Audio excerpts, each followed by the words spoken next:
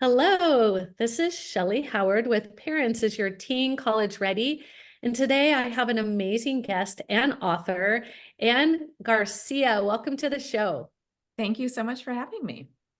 Outstanding. So, for our listeners out there, can you tell them a little bit about your background so they understand who they're listening to? Absolutely. I'm a certified financial planner and partner at a small independent registered investment advisor called Independent Progressive Advisors in Portland, Oregon. And a lot of my practice is working with families and specifically families with kids who want to get them through college without throwing all their other financial goals off the rails in the process. And as part of that, I have a website called howtopayforcollege.com, and I wrote a book, How to Pay for College, because I felt like more people need to understand this than I can reach through my financial advisory practice. Right. Oh, I can't wait to dive in. So, of course, I want to thank you for sending me your book. It was like great reading for me. My book, How to Send Your Student to College Without Losing Your Mind or Your Money, was released several years ago. And I remember um, why I wrote it. So I always like to ask authors, why did you take the time to write such an important book? Yeah, it's a great question. And I suppose there's a lot of ways to answer that. Just from a why did I want this out in the world? I would say that in my practice, I talked with a lot of two groups of people. One are parents who just can't figure out how they're going to fit this massive expense called college into their lives. And another is young adults who have taken on so much student loan debt in the process of getting their education that they're really struggling to put together the basic building blocks of their adult financial life, whether that's saving for retirement, buying a home, sometimes even just having a savings account because so much of their free cash flow is going towards their student loans. And I realized that if I could help that first group, those parents who are trying to figure this out, I might see a lot less of that second group. And so I really dug into the topic. I started by writing a blog. And when the pandemic came along, an opportunity came up to write a book. And so I had a little extra free time in my days right then, like so many others. And so I jumped on it. Ah, that's so great. It's such a great story. I'll tell you, mine was a very different situation. I made my son a bet when he left for college. He got into 7 top tier schools, and I was so proud of him. Like, it's not about me, right? I was just like, way to go. And he said, Mom, when I do this successfully, you have to promise me you will write a book for others. Oh, And excellent. I'm like, sure, honey. Yeah, okay, no big deal. Off you go, right? I drop him off at Harvard. I tuck him in, and I'm like super happy. Parents are crying. I'm like, what are you all crying about? This is like brilliant. And I will never forget the day he crossed the stage to get his diploma. He comes directly to me and hands the diploma, and he goes, Mom, where's the book? I love And it. I haven't even thought about writing the book. So the fact that you did it just to do it is so amazing. I truly did it because my son held me accountable to helping let other people know that it's possible. So because we know it's possible, I really want to share that with the world. So let's talk one question that I ask every person. Did you know in high school that you were going to write a book and be a financial advisor? Absolutely not. When I was in high school, I assumed I thought I was going to be an architect. That was my plan all along. I started college as an architecture major and quickly realized that that was not what I wanted to do. And I really fumbled around for a while trying to figure out what I wanted. Um, I loved a couple of history classes that I took. I ended up doing a double major in history and German. Um, Wow. on the assumption that, learning how to learn and absorb information and use it effectively was probably going to be a good life skill for me. And so far, so good. So the reason I asked that question is I get so many families that come to me and say, my child doesn't know what they want to do, and it's making me crazy. Hmm. And every person I've ever interviewed on this podcast has said, but one, there was one who said, I'm still trying to figure it out. Like it wasn't just turn 17 and ding, ding, ding, we know what we want to do. Right. And I've had so many iterations of career too. I mean, I did not go straight into financial advising. I worked in technology for a long time. I was a wine importer for a while, and now I've Wow. been doing this for about 15 years. So the long and winding road is okay too. For sure. You know, we start with assessments and helping students really figure out their future. Because I know it's very heavy on their hearts when somebody says, "What do you want to do?" And they're like, "I don't know." So that is part of where we start. How do you start with families? What would a family expect? You hear financial advisor, and that kind of just sounds like, show me your money. Right. We look at it a little bit differently. I work with families several ways, but our big question for people is always, what does it mean to live your best life, and both today and in the future. So this is not about creating the biggest pile of money. It's about giving yourself giving yourself the best chance of doing the things that are important to you in your time on this earth. And so we actually start with a lot of assessments about what matters to you. You know, who are the people that we're planning for? What are the life events that we're planning for? What does feeling de-stressed about money look like to you? What are and really, what are the things that are important to you, and how do we allocate dollars so that you can do those things. Obviously balancing college and retirement is a big thing for a lot of families, and so that's really where we spend a lot of time. To me, I think the most important thing is helping families understand that a great college experience is available at any price point. And Mm. with 4,000 plus different colleges out there, you're going to find a lot of good choices. I mean, my kids just graduated from college last spring. My son has a friend who graduated for $0. So she did 2 years of free community college, and then she was working at Starbucks, and Starbucks has a tuition partnership program with Arizona State. And so she finished her degree online at Arizona State. She knew the career paths she was interested in weren't very high paying ones. So she said, I don't want to spend a whole bunch of money getting a degree. Even I know I need one, and I'll probably need to go to grad school at some point. And so that was a really that was a great choice for her. That's not necessarily the choices everyone wants to make available to their kid. So a lot of it is about, how do we create a good set of choices by aligning, savings, ability to spend out of pocket, identifying colleges that are going to give you scholarships, planning for the FAFSA and the CSS profile, Mhm. with creating good college choices. It's so refreshing to hear. So many families, when they contact me, are already discouraged because they stay online and what they hear is, my child had a perfect GPA and a perfect test score and didn't get in anywhere. And Mm-hmm. I'm like, that's really not what it's like at all. Yeah. It's like if you Google that your thumb hurts, right? It could be cancer. Like you have to be so careful. There's almost too much information and you don't know who to believe. Mm-hmm. And so I, like you, want families to have those choices that they get to make. And so once you sit down and you help them to map out, I call it getting their financial house in order. That's just Mm-hmm. my take on it. We focus on the building the resume, the standout strategy, the admissions, how to pick the right colleges, all of that. And then we turn over to wonderful people like you and say, how do we bring down their SAI?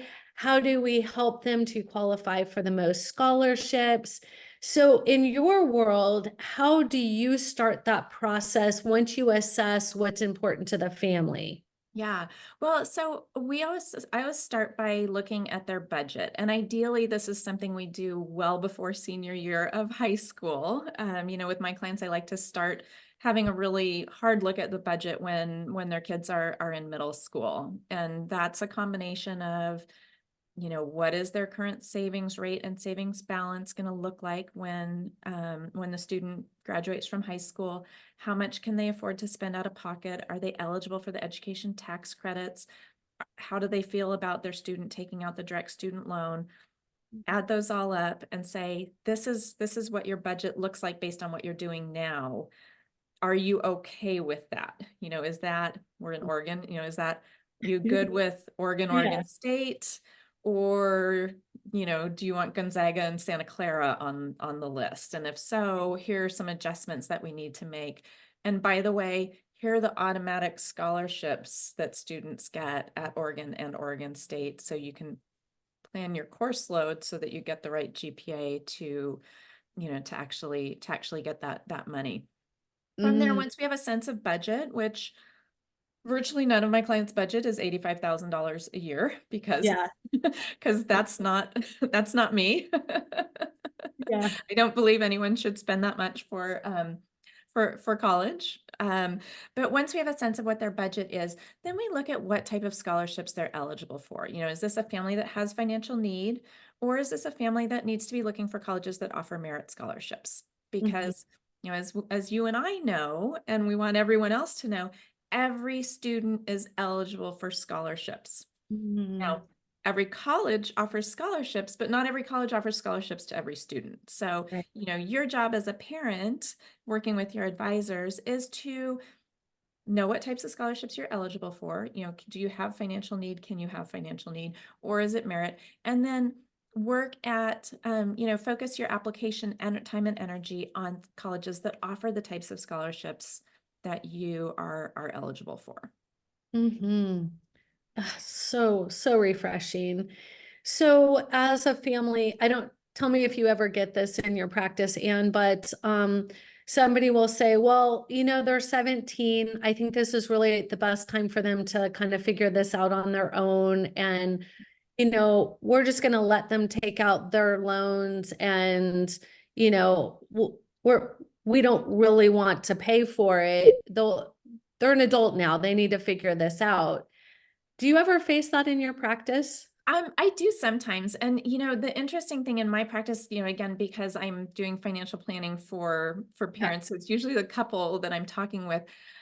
Rarely do both parents feel that way. Usually it's one parent who feels that way and the other who doesn't. But, there's a whole lot of that, I put myself through college, my kids can do the same. And the world has changed. The world of college has changed since we were in college, then versus now. And it's really extraordinarily difficult for students to put themselves through college, in particular because their cost of college is a function of their parents' income. And Yes. so if you're a high income parent who wants your child to go to college, you need to be supporting them financially in that journey. Yeah, that is the challenge, right?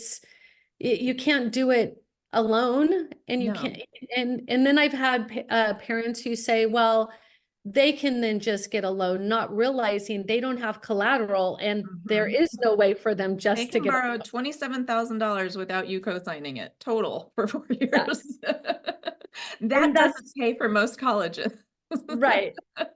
And so it's some of the, I call it the what they don't know, right? Mhm. And that's the beauty of our books is we're bringing it to the light. Here, this Mhm. is what we're trying to help you know what you don't know. Are there any things that you find in your clients consistently that are like, darn, I just wish I could teach them this sooner, or it's consistently this keeps coming up. Is there anything that you found? I would say, and this is, I would say consistently across families that I talk to, we let too much of the college narrative be driven by the Stanfords and Harvards of the world. And so people internalize this notion that I'm not poor, so I have to pay full price, and full price is $85,000 a year, and I should just be grateful that my kid gets accepted at a college anywhere. You know, Mm, the vast majority of students do not pay the full price to attend college. Most students get substantial tuition discounts, whether it's on the basis of financial need or on the basis of merit. Those discounts are all out there. And as I said before, every student is eligible for scholarships. Scholarships are not the sole prominence of poor kids and student athletes. You know, it's really the mathletes who clean up in the scholarship world.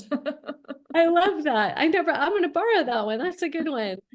It's really important for families to realize that the scholarships are available. I often will tell families, last year we had 51 seniors in our program. They earned 23 million in scholarships. Mhm. So that's a lot of money. I mean, don't you Yeah. want some of that? Like, it's there. Yeah. Shouldn't Well, that and I go to think it's your like my family? son was not a great student in high school. You know, he was a very normal boy who had normal interests, none of which were homework. And, you know, so he didn't have a very good GPA. He did really well in the ACT, and he literally, we always joke, he was like an 80s or a 90s kid, right? Had a job after school, played sports, you know, took the ACT because it was free at school, and we had a free after school ACT prep course. And that was kind of all he did. He applied to 2 colleges, and he got a fabulous academic merit scholarship to his top choice college, which made it was cheaper for him to go there than to stay in state and go to the University of Oregon. So those scholarships absolutely are out there. Here's the other crazy thing. So he went to, you know, a large public university that you basically sign up to go to. And I don't say that to downgrade his university. I'm absolutely thrilled with the education that he got. My daughter went to a single-digit acceptance rate private college. They both graduated in the spring, and they both have identical jobs. You know, but for the fact that my daughter was computer science, my son was finance, but they're both working for Fortune 500 companies in management training programs, same salary, same benefits, you know, all the same, totally different college pathways. So it's much more about how you go to college than where you go to college. Yeah, and it starts in high school, right? If you just go to class and you go home and you play on the computer or on your phone and don't do much, you can't expect much. If you go to college and you're participating and you're really learning, it just opens up that window for opportunity. That's a Absolutely. beautiful example. So when you meet with these families and you start to formulate the plan, do you typically, when do most people want to start this conversation with you? Because I'm sure it's different than what I experienced, but I just thought I'd ask. Well, I think a lot of families think this is a conversation that you have during high school and like during junior and senior year of high school. I like to start this conversation as early as possible. I mean, if I have clients who are too college educated, oftentimes with graduate degrees, parents with 2 kids, chances are really good that at least one of those kids is going to go to college, and probably both, and maybe one of them will go to grad school, or maybe both. So the earlier you start, you know, obviously the more choices you have. To me, planning for college is equal parts the financial piece of planning for college, and the admissions piece of planning for college too. It's equal parts financial planning and parenting, right? So we can come up with a great savings plan. We can come up with a budget. We can know that there are colleges that fit that budget. But if the parents aren't going home and talking with their kids about their expectations, their budget, what level of support they're willing to give, what they're, you know, what they expect the student to be contributing, then it doesn't matter how good the plan is. And so that is something, you know, it's really important for families to be having those conversations. Um, you know, again, never too early as long as you're being age appropriate. I always think of, like, with young kids, it's great to have what I call college adjacent conversations, which are things like, you know, Kelly and I are friends from college and we've done all these really fun things together over our lifetime. Or I never knew how thunder and lightning worked, and then I took a meteorology class in college. Or, you know, just introducing it as something that enriched your life, and that you positioning it as something that you hope will enrich their lives. I think once you get to middle school, it's okay to start bringing dollars up, and a good way to do that is to talk about college is important to us, and we've been saving for your college, and we want to help you go there.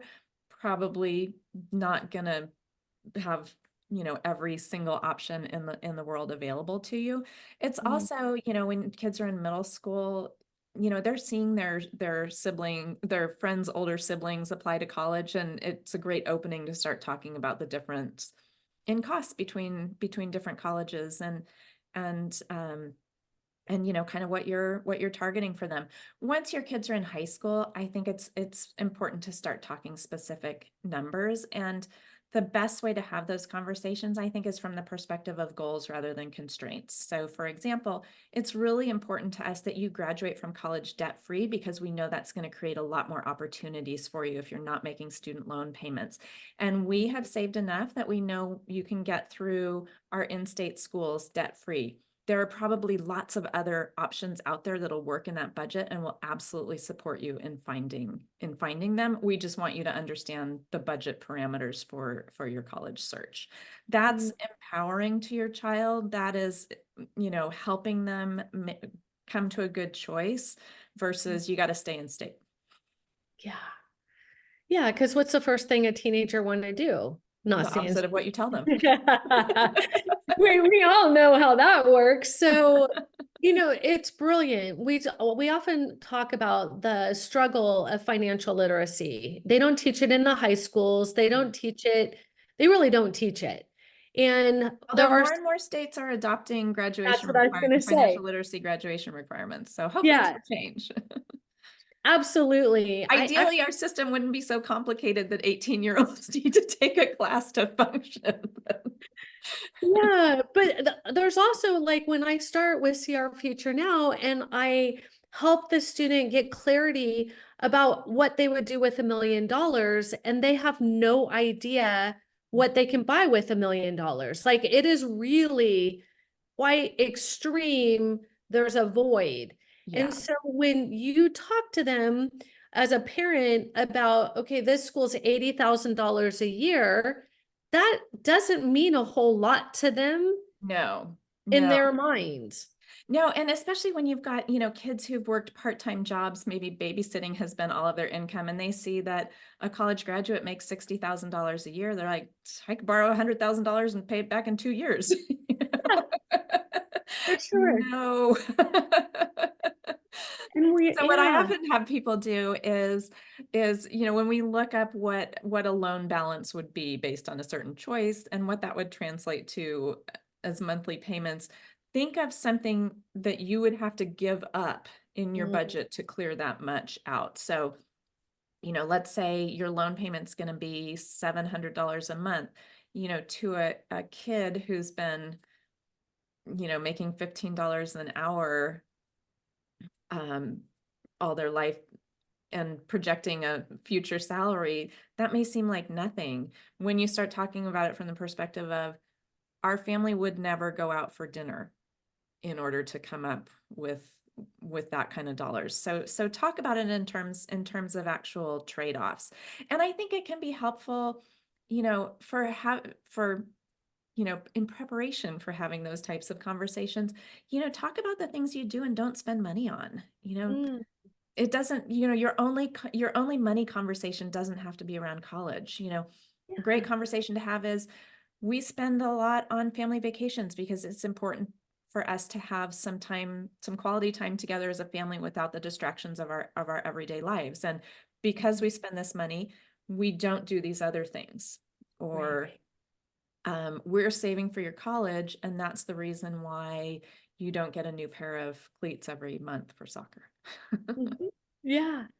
And it's so important. I talk about when people ask me, when is the best time to start? I say, think of college as you would a museum or an art gallery.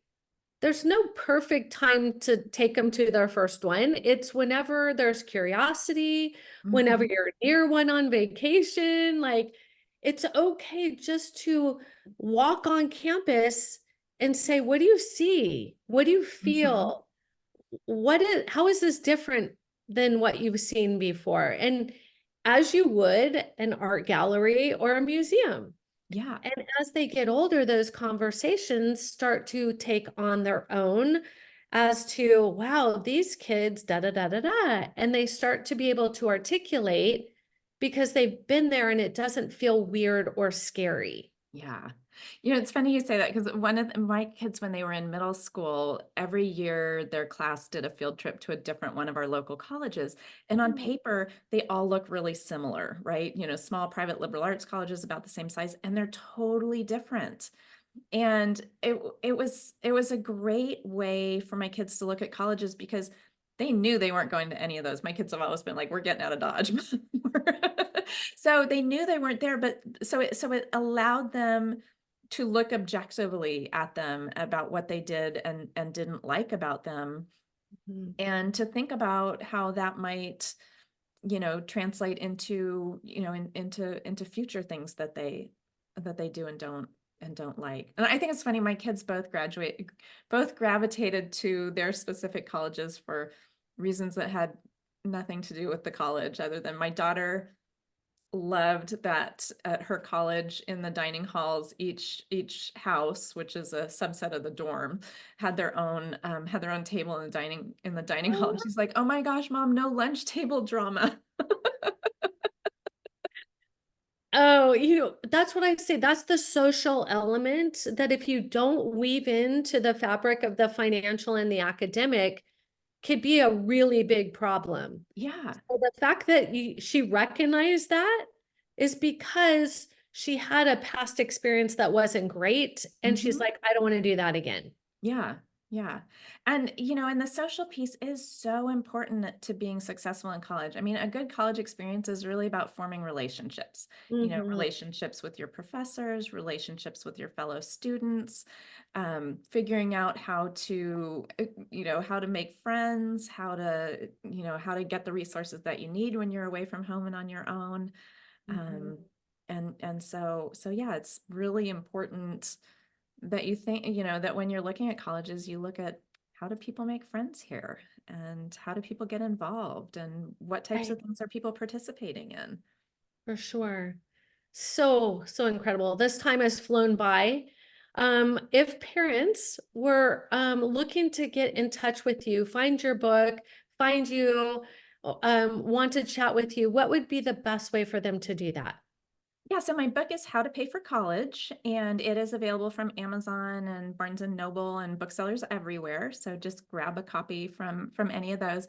And then my website is howtopayforcollege.com, and that's got so I work with families a couple of ways. One is we do comprehensive financial planning through independent progressive advisors, and then I do just college financial planning through my online course, which is on my website, howtopayforcollege.com. In addition, I have tons and tons of free college financial planning content on my website. So book How to Pay for College, or website howtopayforcollege.com. Ah, I love when it's that easy. And thank you so much. We really do appreciate you being on the show. And until next time, parents, remember they need you. They need you to be a part of this transition into college or beyond. So, and thanks for being on the show. Thank you so much for having me.